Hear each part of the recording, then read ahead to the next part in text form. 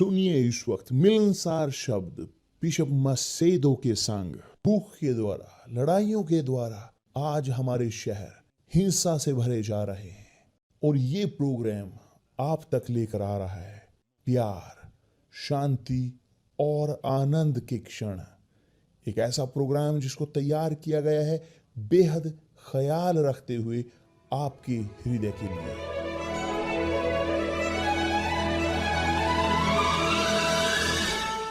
और अब आपके साथ मिलनसार शब्द बिशप मसेदो के।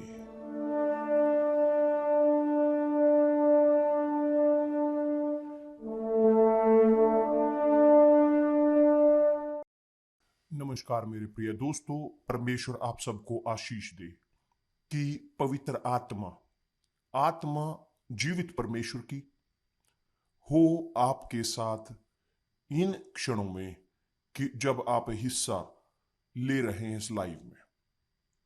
जिन क्षणों में आप हिस्सा लें, चाहे यहां तक कि वह रिकॉर्डिंग क्यों ना हो, कि आप सुने एक रिकॉर्डिंग को, यह रिकॉर्डिंग उतना ही वैलिड होगा कि जितना ही लाइव क्योंकि आत्मा वही है, कोई अंतर पैदा नहीं होता। मगर अब हम चाहते हैं कि आप समझें जो हम बोलते आ रहे हैं, सिखाते आ रहे हैं, कि परमेश्वर आत्मा है, परमेश्वर वो स्पिरिट है,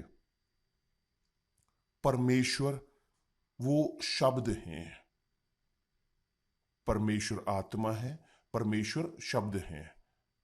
जो वचन शरीर बना, आत्मा परमेश्वर का शब्द वह शरीर बना और वह हमारे बीच में रहा। तो जब परमेश्वर कहते हैं कि मेरी उपस्थिति में चल, और अब्राहम को कहा कि सिद्ध होता चला जा, उसने हमें भी कहा है, उसका अर्थ है कि परमेश्वर की मौजूदगी में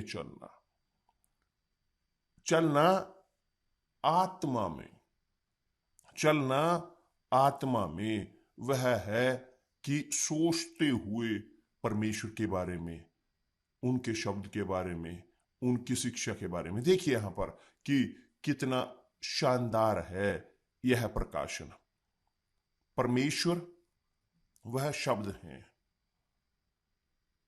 जो विश्वास करता है शब्द पर, परमेश्वर के, वास्तविक तौर पर उसके पास जीवन होगा। वास्तविक तौर पर, प्राकृतिक तौर पर होने की जरूरत है। क्यों? क्योंकि परमेश्वर का शब्द जीवन है। ना केवल जीवन, मगर वह जीवन भी देता है। आपको समझ में आया? परमेश्वर का शब्द जीवित है, उसमें जीवन है, और केवल जीवन नहीं मगर देता भी है जीवन। वो प्रोड्यूस करता है जीवन को। देखिए यहां पर प्रभु यीशु ने इस प्रकार कहा है, शब्द कि जो मैं तुमसे कहता हूं वे आत्मा है और जीवन है। और उसके बाद में उन्होंने कहा, जो मुझ पर विश्वास करता है देखिए कितना शानदार, जो मुझ पर विश्वास करता है, कि जो है मेरे शब्द पर जो विश्वास करता है, मेरा पालन करता है, जो मेरी मौजूदगी में चलता है, आज्ञा का पालन करता है मेरे शब्द का, जो मेरे शब्द पर विश्वास करता है, उसके पास भी वो शब्द होंगे। क्योंकि मेरे शब्द वह उनके अंदर एक जीवित शब्द पैदा करते हैं और वो जीते हैं इस शब्द में।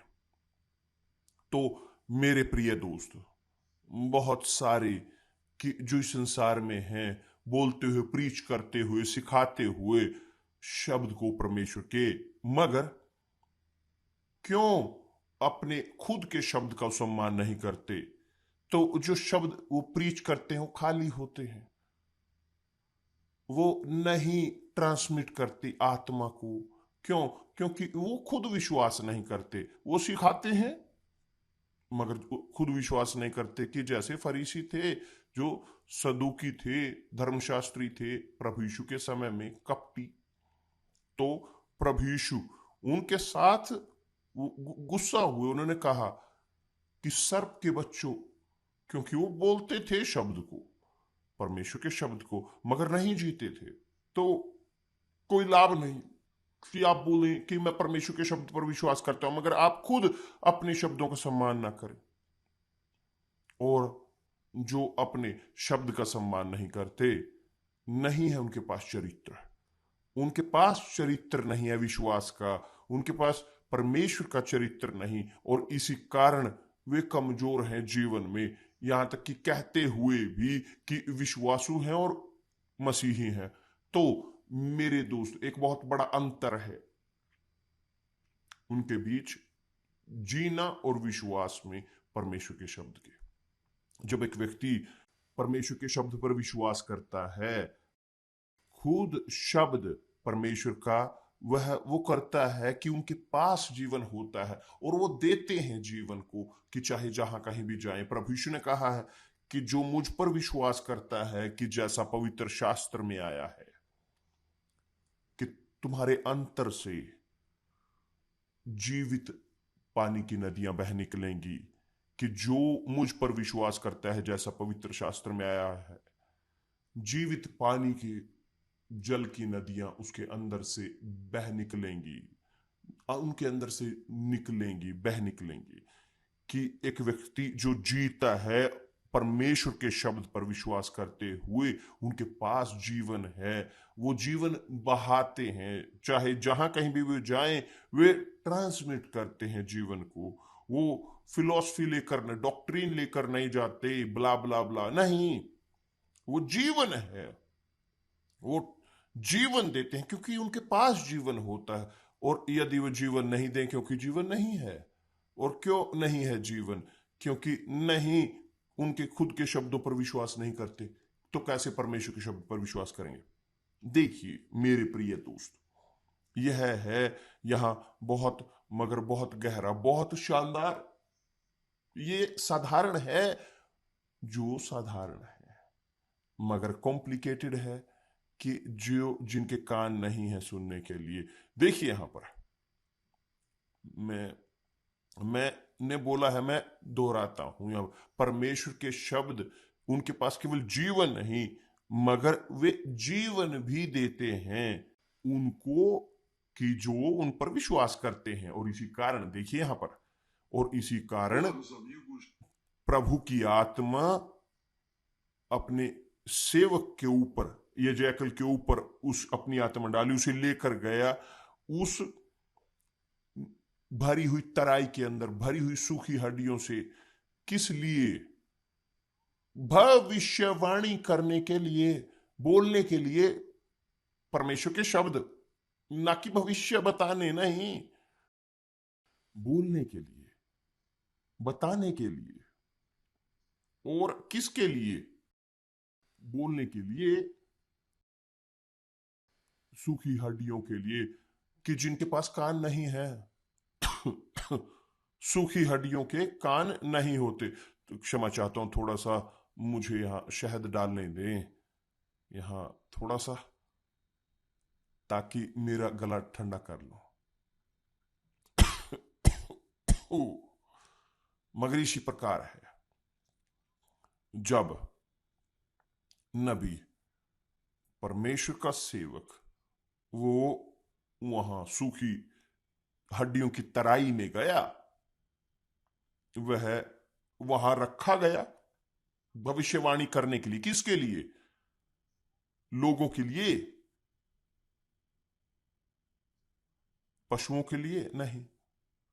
वह भविष्यवाणी करने गए सूखी हड्डियों के लिए, सूखी हड्डियों के लिए। और संभवतः वह सूखी हड्डियां वो थी सेना इज़राइल की, जो वहां हारी हुई थी, और उनके शरीर वहां रहे